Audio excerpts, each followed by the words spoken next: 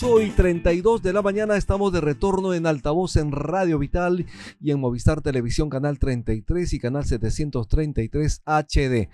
Nos acompaña el doctor David Tuesta, ex ministro de Economía y Finanzas. ¿Cómo estás, doctor Tuesta? Bienvenido a Altavoz en Vital. ¿Cómo está usted? Buen día, doctor. ¿Qué tal? ¿Cómo están? Muy buenos días. Encantado de estar con ustedes. Muchísimas gracias. Lo primero que quería preguntarle, ya tenemos la inflación controlada en el país, ya no es un riesgo la inflación, luego de los datos dados ayer por el Instituto Nacional de Estadística e Informática. En general, digamos, siempre la inflación y en general cómo se mueve el mercado doméstico y el mercado externo siempre son riesgos que el Banco Central de la Reserva tiene que controlar. Pero desde hace algún tiempo que se ha mantenido el esquema de meta de inflación y la credibilidad que tiene el Banco Central es un riesgo bastante manejable, ¿no? Y bastante limitado dentro de ese rango, salvo, como le digo, periodos que se puedan presentar como el que vimos el año 2022-2023 con la crisis global, ¿no? Que no solamente afecta al Perú, sino terminó afectando a todo el mundo. En tanto esa credibilidad se mantenga, pues como estamos observando, la inflación anualizada se está manteniendo dentro del rango, más allá del evento puntual del mes que cerró, que la inflación ha estado en negativo, ¿no? Que al final el problema no es el tema del dato del mes, ¿no? Ese yo creo que es lo primero que hay que trasladar a la población, sino cómo la inflación se va midiendo en su dinámica a través del tiempo y eso está controlado. Efectivamente. Como sabe perfectamente, también ya el Ejecutivo envió al Congreso de la República el proyecto de ley de presupuesto. Son 3 proyectos, el proyecto de endeudamiento y equilibrio fiscal también. Y obviamente hay situaciones ahí que está creciendo en 2,2% el proyecto de presupuesto, en este caso el presupuesto para el año fiscal 2026 respecto al de este año. Pero ¿cuáles son los riesgos? ¿Cree usted que efectivamente va a ser un año 2026 de restricciones, un año de ajustarse los cinturones? Eso hay que verlo, ¿no? A ver, el presupuesto de alguna manera manifiesta en teoría los compromisos que tiene el gobierno, ¿no? Para el próximo 2026 y bueno, y refrendado finalmente por parte del Congreso. Es como maneja el pueblo representado a través del Congreso, refrenda finalmente estas cifras. Ahora bien, este presupuesto en principio plantea un escenario de convergencia acelerada del déficit fiscal a su meta y en principio lo está planteando gestionarlo a través de una contención del gasto, ¿de acuerdo? Y acá en todo caso lo llamativo es que este gobierno solamente va a tener gestión de ese presupuesto más o menos la mitad del próximo año. Claro. La otra mitad le queda al próximo gobierno. Entonces, lo que llama poderosamente la atención es que este gobierno que ha hecho explotar el gasto en los últimos 5 años, si sumamos a Castillo más Boluarte, es realmente llamativo que ahora le pida al siguiente que tenga que contenerlos, ¿no? Es un poco fresco, por decirlo de alguna manera. Y ahora viene la parte de la dinámica de la propia política, ¿no? Es decir, ya una vez que has lanzado esta inercia de que el gasto siga creciendo y más aún, sobre todo en temas de remuneraciones de los funcionarios públicos y previendo que el próximo año sea un Congreso también fragmentado y con muchos intereses por seguir incrementando esa dinámica del gasto, veo bastante improbable que eso que se ha puesto hoy en el papel, en el marco macroeconómico multianual y en el presupuesto, por consecuencia se vaya a cumplir, ¿no? Entonces así yo veo más bien un escenario en el cual el déficit se va a desviar. Ajá. Sí, yo quería preguntarle, nuestro crecimiento es pequeño, ínfimo, ¿no? Alrededor del 3%, lo que no permite sacar a la gente de la pobreza. Pero esto es por qué, a pesar de los precios altos de los minerales, ¿es por falta de inversión privada? A ver, en gran medida sí, gran parte de las dificultades que observamos en términos presupuestarios se debe también a un efecto de base, ¿no? De la base tributaria.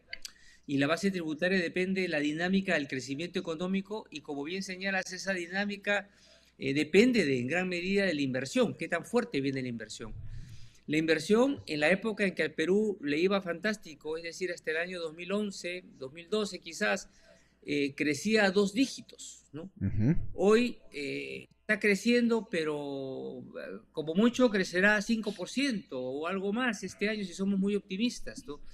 Entonces, eso limita en gran medida las posibilidades de tener también mayores recursos y por ende también gestionar adecuadamente las finanzas, ¿no?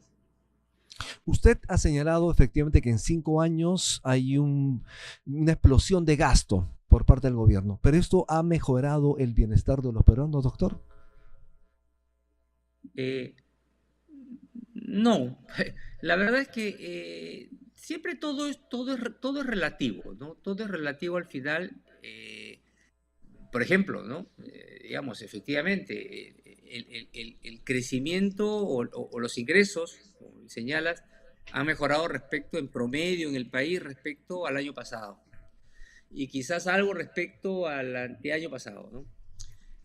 Pero son crecimientos, en primer lugar, bastante por debajo de los niveles que el Perú tenía antes de la pandemia. Eso es para mencionar. Recién me parece que este año vamos a recuperar el ingreso promedio del país per cápita que teníamos en pandemia. Estamos hablando de 6 años, 5 años después, vamos a decirlo así. Pero esa distribución es heterogénea, ¿no? Ujú. Porque esa mejora, usted sabe que los promedios esconden muchas cosas, ¿no? El promedio de la clase de un colegio puede ser 15, pero ahí hay varios jalados en ese promedio, ¿no? Hay otros que hacen que el promedio suba. De la misma manera, ¿no? Quien más se ha beneficiado de este crecimiento, muy probablemente son las personas, los trabajadores que tienen mayor capital humano, Ujú. que tienen de repente trabajos formales, que son empleados públicos, ¿ah? Que son aquellos que han tenido el mayor crecimiento, incluso que el sector privado, según dicen las estadísticas, ¿no? Pero, por ejemplo, tienes el gran perdedor hasta el día de hoy, que son esa tasa de pobreza, esos pobres que componen la tasa de pobreza, que está en 27% o un poco más, y antes de la pandemia estaban en 20%. Claro. Es decir, sí, la pobreza ha estado cayendo respecto al pico de 30% que hubo en pandemia a 27%, pero no ha retornado al nivel de 20%. Entonces, hablar con exulsión y con algarabía de que los ingresos están creciendo es una cachetada a dos lados, ¿no? Al ciudadano, sobre todo este componente pobre que además su pobreza se complementa lamentablemente con un abandono por parte del Estado en el ámbito de la seguridad, por ejemplo, que es una de las demandas más grandes que tiene la población y justamente es esa Exacto. población periurbana la que está enfrentando esas extorsiones, el emolientero que si por no pagar 2 soles o 5 soles diarios lo matan, ¿no? Ellos son los expuestos porque los que viven en zonas más pudientes, también, claro, enfrentan seguramente la delincuencia, pero se defienden de alguna manera mejor que nuestros compatriotas que están en esas zonas, Ujú. ¿no? Justamente yo me estaba acordando lo señalado por la presidenta Dina Boluarte. Señala que los peruanos estamos gastando más porque tenemos mayor capacidad de gasto, señaló ella, porque tenemos mayor poder adquisitivo. Es ¿Usted lo decir, siente? gastamos más porque ganamos más, ¿no? Eso dijo la presidenta. Prácticamente dijo la presidenta Dina Boluarte. ¿Usted cree efectivamente que esto es un acierto que la mandataria hable de esta forma cuando lo que se siente en la calle es que la calle está dura realmente? La gente, los taxistas, los trabajadores, la gente cree que la calle está dura y eso significa obviamente que no hay empleo. Claro, la presidenta definitivamente yo creo que está viviendo en otra realidad o quiere creerse esa realidad o quiere transmitirnos una realidad, una ficción. Y creo que de alguna manera está influenciada por ser probablemente la única ciudadana que este año ha incrementado sus ingresos en 100%. Claro. Entonces, quizás traslada esa emoción que tiene de recibir ese sueldo ahora y decir que pues que todo el mundo está viviendo las mil maravillas.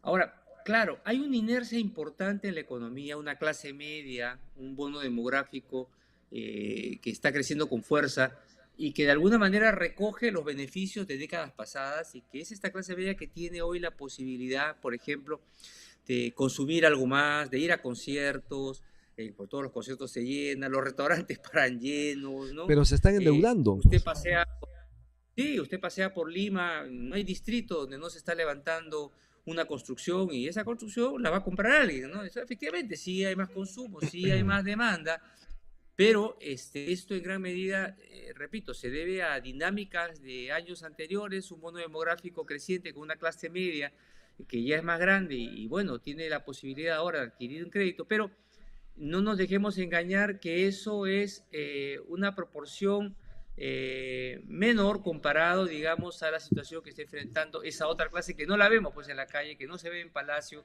y que está enfrentando pues situaciones de pobreza realmente complicadas, ¿no? Doctor David Tuesta, vamos a hacer una pausa. ¿Qué le parece en altavoz? Ya regresamos con usted.